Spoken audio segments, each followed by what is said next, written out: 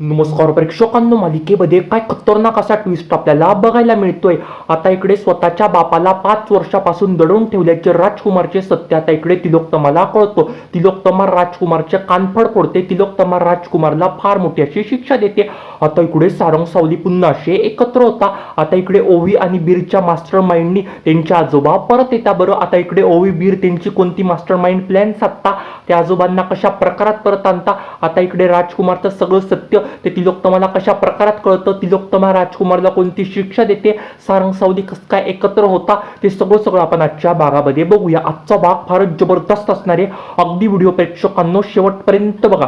चला तर व्हिडिओला सुरुवात करूया. आता इकडे रात्रीची वेळ असते. आता तिलोत्तमा तिच्या रूम मध्ये बसलेली असते. तिलोत्तमा फार अशी विचारामध्ये पडलेली असते. आता इकडे तिलोत्तमा बोलते, प्रतापरावांच्या फोटो पुढे हे काय होऊन बसलं बरं 5 वर्ष आधी. बरं 5 वर्ष आधी तुम्ही माझ्या आयुष्यामध्ये होता, पण 5 वर्षापासून तुम्ही काही देखील माझ्या आयुष्यामध्ये नाहीये. बरं, हे सगळं आपल्या बरोबर काय होतंय. बरं, राजकुमार मला आला होता आणि राजकुमारनी सांगितलं होतं बरं मला तुमचा अपघात झाला आहे. बरं, मला किती तेव्हा टेन्शन आलं होतं. बरं, मी तुम्हाला बघायला पण तिथे आली, पण तुम्ही मला काही देखील एक सापडला नाही. बरं, तुम्ही कुठे गेला काय गेला मला काही देखील कळत नाही. माझं मला मन सांगते की तुम्ही जिवंतच असाल. बरं, आता प्रेक्षकांनो इकडून मागून त्यांचं सगळं बोलणं आहे ना राजकुमार ऐकत असतो. बरं, राजकुमार बोलतो, अगं तू किती प्रयत्न कर बरं बाबांना परत आणण्याचा, पण बाबा अजिबात काही देखील परत येणार नाही. बरं, कारण की बाबा माझ्याच तावडीमध्ये. बरं, मिस्टर बाबांना दाबून ठेवले, मिस्टर बाबांना किडनॅप करून ठेवले. बरं, जर का बाबा आता आपल्या सगळ्यांसोबत असते ना तर अजून पण मी त्या गॅरेजमध्ये चढलो असतो. बरं, त्या बाबांना अजिबात मला काही देखील कंपनी चालू द्यायची नव्हती. बरं, आणि मला दुसरं लग्न पण काही देखील करता आलं नसतं. बरं, कारण की बाबाचा त्या सगळ्या गोष्टीला असा विरोध होता. बरं, म्हणून तर मी बाबांना दाबून ठेवलं. बरं, तिथेच राहतील ना बाबा, तरच ही सगळी प्रॉपर्टी मी माझ्या नावावर करून घेऊ शकतो. बरं, अजून पण प्रॉपर्टी तुझ्याच ताब्यात आहे. बरं, तुझ्या ताब्यात मला प्रॉपर्टी काढायची. आता मी बाबांना काही देखील अंधार नाहीच. आता मी तुझ्या तावडीतनं पण कशी प्रॉपर्टी काढतो ते बघच आहे तू. असं प्रेक्षकांना हा नालायक राजकुमार बोलू लागत असतो. बरं, आता इकडे राजकुमार पण येणार त्याच्या बापाकडे जातो, म्हणजेच काय प्रतापरावांकडे जातो. बरं, आता इकडे राजकुमार प्रतापरावांकडे जाऊन म्हणतो, बाबा बघा तुमची बायको काय करते. बरं, तुमची बायको तुमच्या आठवणीमध्ये अशी फार अशी पडलेली आहे. बरं, तिला काही देखील माहित नाही की तुम्ही माझ्याच तावडीमध्ये आहात. बरं, मीच तुम्हाला दामून ठेवले, मीच तुम्हाला किडनॅप करून ठेवले. बरं, हे तिला काही देखील माहिती नाही. जर का मी तुम्हाला सोडवलं असतं ना तर अख्खी प्रॉपर्टी मला काही देखील मिळाली नसते. आता ही सगळी प्रॉपर्टी माझ्या ताब्यात होईल. बघा ही प्रॉपर्टी मी माझ्या नावावर कशी करतो. बरं, आता तुम्ही पण माझ्याच तावड्यात राहणार आहे. बरं, कायमची. आता प्रेक्षकांनो इकडे प्रतापराव पण बोलता, अरे तुला जे करायचं ते कर रे, तू मी एकदाच इथून सुटून गेलो ना मग बघ मी तुझ्या बरोबर काय करतो. बरं, इकडे प्रेक्षकांनो राजकुमार पण तिथून असा निघून जातो. बरं, आता इकडे सारंग पण या बेळगावामध्ये आलेला असतो. बरं, आता इकडे सारंग पण बेळगावामध्ये आलेला असतो. सारंग पण एका जागी असा उभा असतो, तर फोनवरती बोलू लागत असतो. बरं, तिथेच प्रेक्षकांनो काय मस्त अशी इकडे बीरची एंट्री होते. बीर म्हणतो, वा वा वा बरं झालं. बरं, तुम्ही मला सापडला, तुम्ही मला परत सापडला. बरं, मला तुमची फार अशी मदतची गरज आहे. बरं, इकडे सारंग पण बोलतो, काय झालं बरं तुला काय मदत करू. बरं, मी आता इकडे तो मुलगा पण बोलतो, ते गुंड परत आले आहे. बरं, ते गुंड माझ्या आईला त्रास देत आहे. बरं, ते गुंड आहे ना फार अशी नाटकं करू लागत असतात. बरं, त्या अख्ख्या गावातल्या लोकांना त्रास देता. एक लहान मुलीच्या मागे ते गुंड असे पडलेले. बरं, आता प्रेक्षकांना इकडे डायरेक्टच ना सावली पुढे एक अशी लहान मुलगी, ती लहान मुलगी बोलते, ते गुंड माझ्या मागे पडले, मला प्लीज वाचवण्याकरता एक जागा दे ना. असं म्हणून प्रेक्षकांना तिकडे सावली पण त्या मुलीला आहे ना मागच्या खोलीमध्ये अशी तिथे लपवून ठेवते. बरं, आता इकडे डायरेक्टच ना सारंगला घेऊन पण बीर पण त्या जागी येऊन असा उभा राहतो. बरं, आता इकडे बीर पण डायरेक्टच ना सारंगला सावली पुढे आणतो. सारंग सावली पुन्हा अशी एकमेकांना बघू लागतं. बरं, सावलीला काही देखील कळत नसतं. सावली बोलते, सारंग सर बेळगावामध्ये इथे सारंग सर आलेच कसं काय. बरं, आता इकडे डायरेक्टच ना बीर पण बोलतो, हे बघ हे चांकल,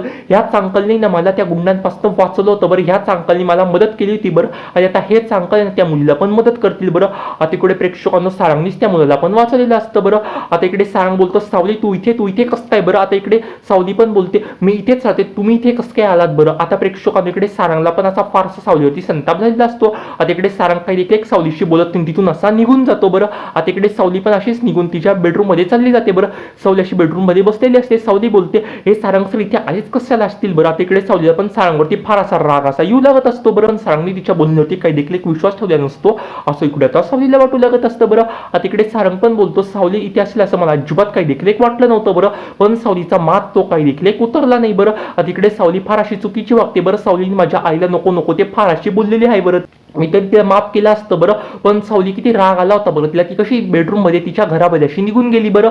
सावलीनी फक्त माझ्या आईची माफी मागितली पाहिजे बरं. माझा काही एक सावलीवर राग नाही. त्या दिवशी मी सावलीच्या कानाखाली मारले, मी फार असं चुकीचं वागलो बरं, असं इकडे सारंग पण बोलू लागत असतो बरं. आता प्रेक्षकांकडे बिरला काय होतं काही नाही, काही देखील कळत नसतो बरं. आता इकडे बिर बोलतो कुछ तो गडबड, हे याच्यामध्ये काही ना काहीतरी अशी गडबड असेलच बरं.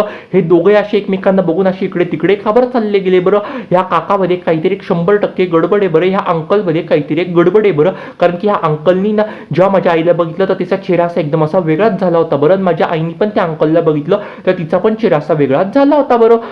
आता प्रेक्षकांना ती मुलगी पण आहे ना सावलीला आभार मानते बरं. ती मुलगी म्हणते थँक्यू, तुमच्यामुळे आज मी त्या गुंडांपासून वाचले बरं, असं म्हणते मुलगी पण. आता तिच्या घरी निघून जाते बरं. आता प्रेक्षकांकडे सारंग बोलतो काही देखील एक झालं ना तरी मला सावलीला घरी घेऊन गेलंच पाहिजे बरं. मी काही देखील एक सावलीशिवाय राहू शकत नाही बरं. आता प्रेक्षकांना सारंग पण बबलूला बोलतो अरे बबलू आज मी सावलीला पाहिलं होतं. बबलू बोलतो वा वा वा किती मस्त काम केलं बरं तू सावली वहिनीला पाहिलं, चल बरं आपण तिला जाऊन घरी घेऊन येऊ बरं. आता इकडे सारंग पण बोलतो नाही ती अजून पण माझ्यावरती रुसली बरं. आता इकडे बबलू बोलतो अरे रुसली तर तिला म्हणू ना तू. आता इकडे सारंग पण बोलतो मी तिला कसं काय म्हणू बरं, तिने माझ्याकडे बघितलं आणि ती चालली गेली बरं, अशी आतमध्ये तिच्या घरामध्ये ती चालली गेली बरं. आता इकडे बबलू पण बोलतो मी तिला म्हणू का. आता इकडे सारंग पण बोलतो नाही ते अजिबात काही देखील एक मानणार नाही बरं, पण तिने आईची पण माफी मागितलीच पाहिजे बरं. तिने आईवरती फार असे आरोप केले आहे बरं. तिने आईवरती पण फारसं चुकीचं बोलली बरं. ती जर का तिने आईची माफी मागितली ना मी तिची पण माफी मागून टाकेल बरं. मी तिच्यावर पण फार चुकीचं वागलो बरं. त्या दिवशी मला तिच्या अंगावरती काही देखील एक हात उचलायला नको होता बरं. आता इकडे बबलू पण बोलतो हो तू त्या दिवशी तर चुकलाच आहे सारंग, पण आता लवकरात लवकर ना तू सावली वहिनींना घरी कसं आणायचं नाही याचाच विचार कर बरं. आता प्रेक्षकांकडे बबलू आणि डायरेक्टच ना सारंग मिळून पण एक नवीन त्यांचा प्लॅन करणार असता बरं सावलीला घरी परत आणण्याकरता. आता इकडे डायरेक्टच ना बिहीर पण सावली पुढे जातो. बिहीर म्हणतो सावलीला तू तेव्हा त्या अंकलला बघितलं अशी का बरं वागली बरं. नाही म्हणजे तू एकदम चेहऱ्यावरती असा हसू पण आलं होतं, तू खुश पण झाली होती आणि अचानक तू नाराज झाली तू चालली गेली बरं. असं सगळं का केलं बरं आई, तू मला जे काही खरं नाही ते सगळं खरं सांग बरं. आता इकडे सावली पण बोलते अजिबात त्या गोष्टीवरती मला काही देखील एक बिहीर तू विचारायचं नाही बरं का. हा आमचा मोठ्यांचा प्रश्न याच्या होतो, अजिबात काही देखील एक पडायचं नाही. आता इकडे डायरेक्टच ना बिहीर पण बोलतो मोठ्यांचा प्रश्न काय सगळं काय बोलते बरं तू. मीच तर त्या अंकलला घेऊन आलो होतो नाही ते त्या बाळाची मदत करायला त्या मुलीची मदत करायला बरं. तू तर त्यांना ओळखत पण नव्हती, काही देखील एक नव्हता चेहरा का पडला होता बरं. तू काहीतरी माझ्यापासून लपवते. जर तेच तर माझे बाबा नाही ना, माझ्या बाबांचं पण तुम्हाला काही देखील एक सांगितलं नाही बरं. माझे बाबा कुठे काय मला असं वाटते तेच माझे बाबा आहे म्हणून तू थोडी खुश पण झाली होती, थोडीशी तू नाराज पण दिसत होती बरं मला. आता प्रेक्षकांकडे सावली बोलते हा बिरनी तर 100% बरोबर ओळखलं बरं, तेच तर त्याचे बाबा आहे बरं. आता मी बिरला अजिबात काही देखील एक सांगू शकत नाही बरं. जर काही सगळं सत्य आता जर का मी बिरला सांगून टाकलं ना तर बिरला असं वाटेल मीच काहीतरी चुकलंय बरं, मीच त्याला त्याच्या बाबांपासून तोडलंय बरं इतक्या वर्षापासून. आता प्रेक्षकांना इकडे डायरेक्ट सावली बोलते अरे बीर बाळा तसं काही देखील एक नाहीये बरं. माझ्या चेहऱ्यावरती अजिबात काही देखील एक नाराज नव्हती बरं. मला थोडंसं टेन्शन आलं होतं बरं, त्या मुलीचा जीव वाचवायचा होता मला, त्या गुंडांपासून त्या मुलीला मला वाचवायचं होतं, त्याच मला थोडंसं टेन्शन आलं होतं म्हणून मला चुकून त्यांच्यावरती असा राग असा निघून गेला असेल बरं. तू अजिबात काही देखील काळजी करू नको, तू फ्रेश हो बरं, मी तुझ्याकरता मस्तपैकी असं खायला करते बरं. असं म्हणून आता इकडे सावली पण किचन मध्ये निघून गेलेली असते बरं. आणि तिकडे सावली फार अशी रडू लागत असते. सावली किचन मध्ये जाऊन बोलते हे सगळं काय होतंय बरं, मी माझ्या मुलाला हे पण सांगू नाही शकत, तेच त्याचे बाबा आहे बरं, हे सगळं माझ्या आयुष्यामध्ये काय चाललंय बरं. आता प्रेक्षकांकडे सारंग पण बोलतो आता बुके एक काम करतो मी बुके घेऊन जातो बरं सावली पुढे. डायरेक्ट मी सावलीला माफी मागतो आणि ग्रीटिंग कार्ड पण सॉरी तसं मी घेऊन जातो सावली करता. प्रेक्षकांना सारंग पण सावलीला भेटतो. आता इकडे सारंग पण सावलीला फार अशी मोठी अशी माफी मागतो. सारंग बोलतो सावलीला सावली मला अशी माफ कर बरं तू. इकडे सावली पण बोलते तुम्ही फार चुकलेलं सारंग सर, तुम्ही फार चुकले, तुम्ही मला डिवोर्स दिला आहे बरं.